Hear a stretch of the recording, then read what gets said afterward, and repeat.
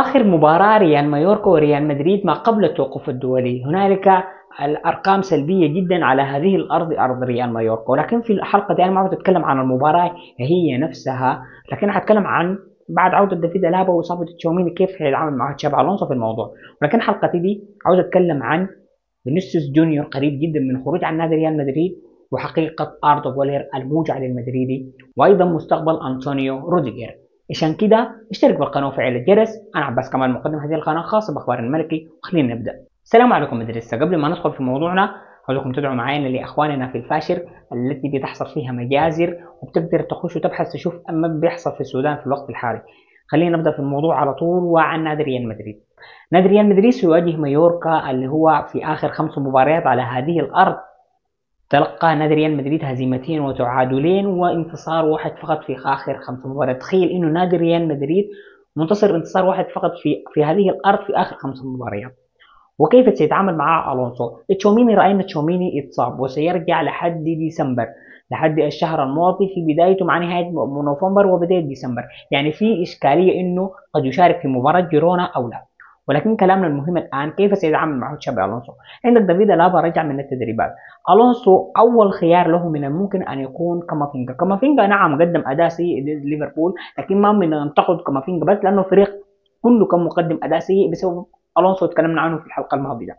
ولكن في الحلقة دي يعني حيكون البديل لتشاوميني البديل الأول والأوفر كامافينجا. وقد يكون من الممكن انه دافيد ألابا يكون عنده لمسه في النقطه دي، لانه يعني تشابي الونسو اول ما اتى نادي ريال مدريد اتكلم عن عاوز يخلي دافيد ألابا قلب كارتكاز يكون يساعد تشاوميني. ولكن بعد التألق بتاع كامافينجا هنشوف كامافينجا في هذا المركز، ومن الممكن ان يرى انفجار لكامافينجا من هذا المركز كارتكاز وخروج الكره وكرات طويله بيبدع فيها هذا اللاعب. يتعامل مع الونسو اتوقع هيلعب بخطه 4-3-3. من ممكن فينيسيوس يكون دكه ما عارف. يعني في عده حاجات مفاجات هتشوفها في المباراه القادمه. ولكن في الحلقه دي انا عاوز اتكلم لكم عن فينيسيوس جونيور. نعم يا جماعه، فينيسيوس جونيور نادي ريال مدريد حدد سعره ان لا يقل عن 150 مليون يورو.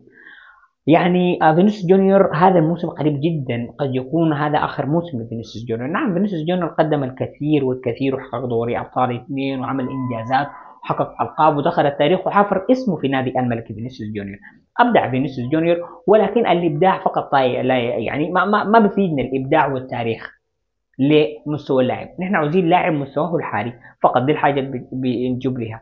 ولكن النقطه في فينيسيوس جونيور بالضبط بيتكلم عنها، عاوز اتكلم عنها ككلام حقيقه عن نادي ريال مدريد. الوقت اللي بيكون فينيسيوس جونيور وكليان امبابي مختفين في المباراه، نادي ريال مدريد بيختفي تماما عن المستوى الهجومي. نادي ريال مدريد ما بنشوفه فينيسيوس. خليك من كليان امبابي، فينيسيوس لو كان نايم المباراه وما يتالق وما ينفجر وما قدر يقدم اداء مقفول، طبعا بتقدر تعذر اللاعب في مباراتين، لكن المدرب لازم يكون عنده لمسه وعنده تكنيك اخر، عرضيات، ضغط من الناحيه الثانيه، تمريرات بينيه، ده كله يعني احنا قاعد يختفي تماما لما فينيسيوس جونيور يكون مختفي من المباراه، بالاضافه الى كيليان امبابي كذلك. دي يعني فنقول حاجه كده عن فينيسيوس جونيور. والنقطه الثانيه هي نقطه اردا جولير. اردا جولير هل يستحق ان يكون لاعب اساسي في اي مباراه لنادي ريال مدريد؟ لو انا قلت لك الحقيقه، اردا جولير يستحق ان يكون لاعب اساسي في جميع المباريات اللي يلعبها مع تشابي الونسو، دوري اسباني، دوري ابطال اوروبا، دوري اسباني ممكن. لكن انا شايف انه اردا جولير ما قاعد يختفي من المباريات الكبيره دائما. اردا جولير دائما بيختفي من المباريات الكبيره. مباراة اتلتيكو مدريد اختفى تماما، فالنقل الفريق كله كان ما كويس. مباراة باريس في كأس العالم للأندية اختفى برضه، النقل عذر.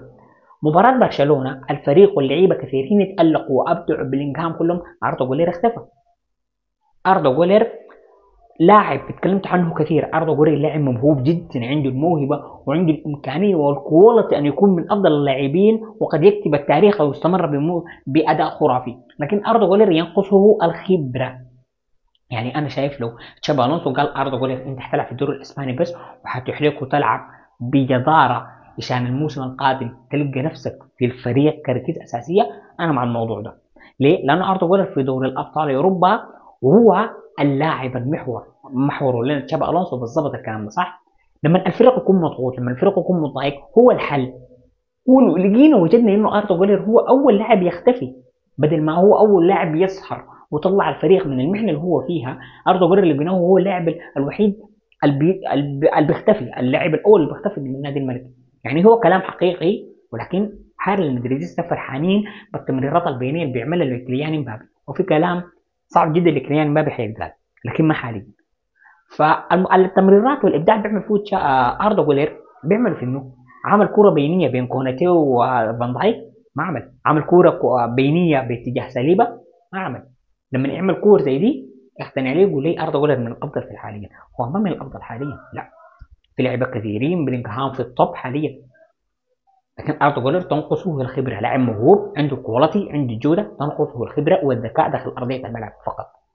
بيدري مشى بيدري بدأ بنفس الطريقة بتاعت أردا جولر في الوقت الحالي، كان بيختفي وكان ما بيبدع دائما، لكن كان عنده اللمسات الإبداعية، وحاليا بيدري انفجر.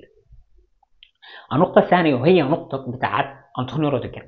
نادي ريال مدريد كان يفكر في التجديد بتاع أنطونيو روديجير وعاوز يجدده في آخر الصفقات، ولكن أنطونيو روديجير تعرض إلى إصابة وسيغيب كان مدة 3 أشهر، وهذه حاليا باقي له شهرين كده أو شهر وشوية حتتيح له الفرصة إنه يعني ينزل على أرضية الملعب ثانيا.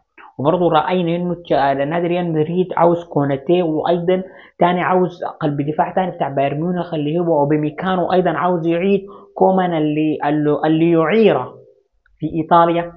نادي ريال مدريد تحسه، حتى هو النادي تحسه يا إما أخبار ساذجة أو أخبار للصحف وكذا وخلاص، أو نادي ريال مدريد مشتت وعاوز يجيب هو كلهم. لكن هو عامل اتفاق رسمي مع، مش رسميا ولكن في اتفاق قوي بينه وبين إبراهيم كوناتي لاعب بتاع ليفربول.